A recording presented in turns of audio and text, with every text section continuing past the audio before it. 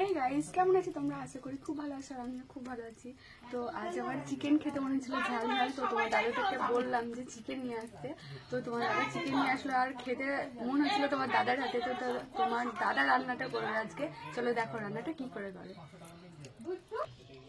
তো গাইস, তেল গরম হয়ে গেছে, আলুগুলো দিয়ে দিল।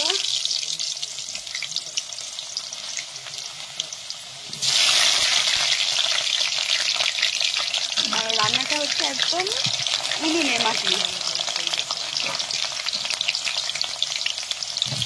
উনুনে রান্না করতে সেই ভালো লাগে আমার।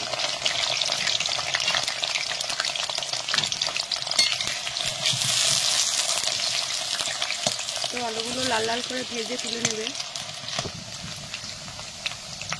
তো আলু ভাজার সময় একটু লবণ দিলে না আলুটা তাড়াতাড়ি ভাজা হয়ে যায়, আর সিদ্ধও হয়ে যায় তাড়াতাড়ি। তো আলু ভাজা কমপ্লিট, এবার আলুগুলো তুলে নেবো একটা থালায়। ফোড়নে ব্যবহার করছি 5 ফোড়ন।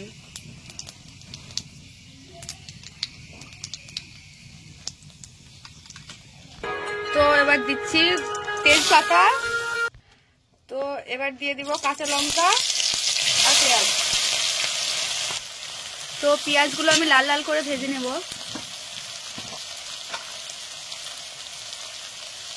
পেঁয়াজ ভাজার সময় অল্প পরিমাণে লবণ দিলে পরে পেঁয়াজটাও তাড়াতাড়ি সিদ্ধ এবং ভাজা হয়ে যাবে। সরি, রান্নাটা আমি করছি না, রান্নাটা করছে তোমাদের দাদা।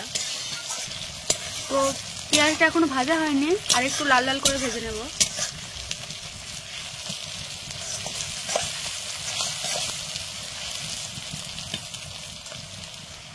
তো আমার পেঁয়াজগুলো ভাজা হয়ে গেছে, এবার আমি দেব আদা রসুনের পেস্টটা।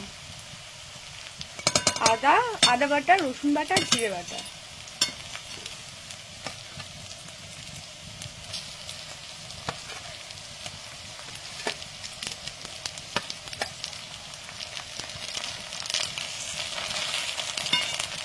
এবার ভালোভাবে মিশিয়ে নেবে এগুলো।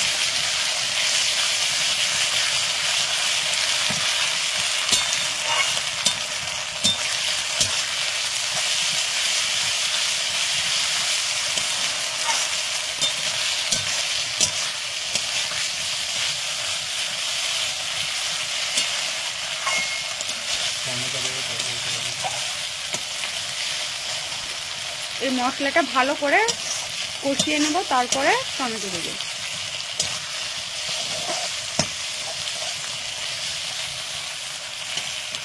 আর ধুমাটা না পুরো ফোনের দিকে আসছে।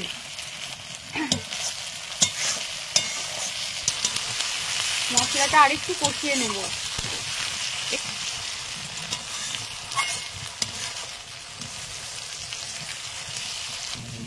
তো মশলাটা একটু জল অ্যাড করবো এবার।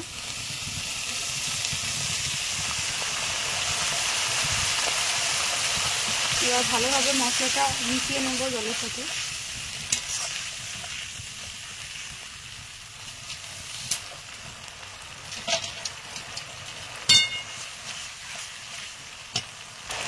এবার অ্যাড করব হলুদ গুঁড়ো।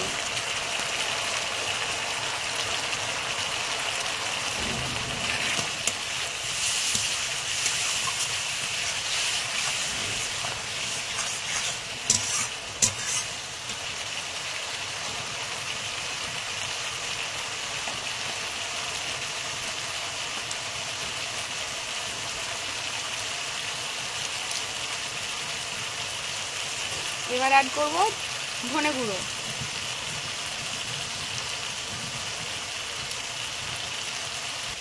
এবার এগুলো ভালোভাবে মিশিয়ে নেব।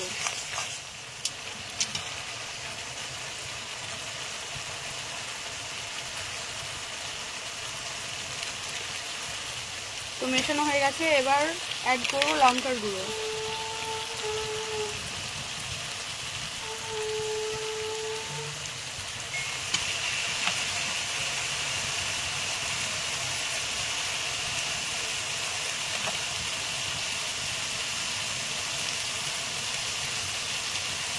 ঝালটা কিন্তু পরিমাণ অনুযায়ী দেবে, যে যেরকম খাবে।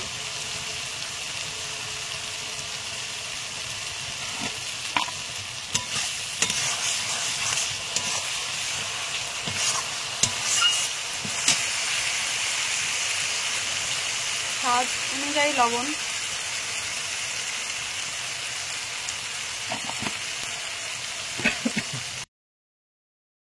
মশলাটা কষানো হয়ে যাওয়ার পর টমেটো আছে, এবার ওইগুলো দিয়ে দেবো।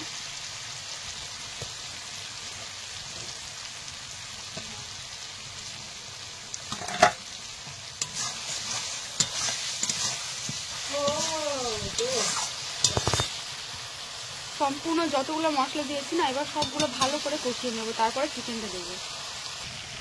মনে হচ্ছে মশলাটা কষানো হয়ে গেছে, মশলার গায়ে থেকে তেল ছেড়ে দিয়েছে, তো এবার আমি চিকেনটা দিয়ে দেবো।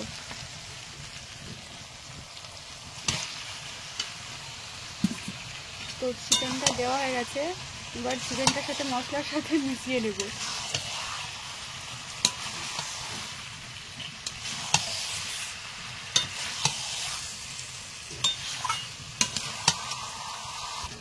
তো চিকেনটা আর মশলাটা একসাথে মিশে গেছে, এবার সিদ্ধ হওয়ার জন্য একটু ঢেকে দেবো।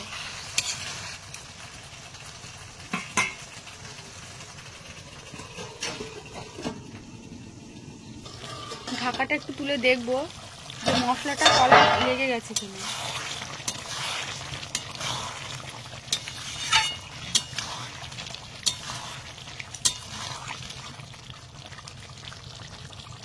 এবার দিয়ে দেবো আলু।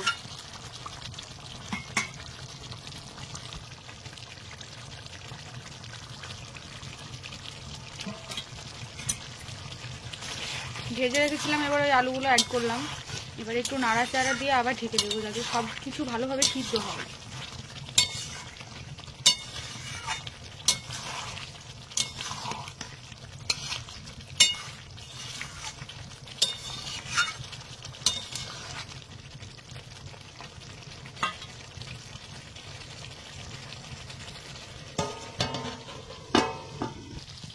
মনে হচ্ছে কষানো হয়ে গেছে, এবার একটু মিট মশলা অ্যাড করব।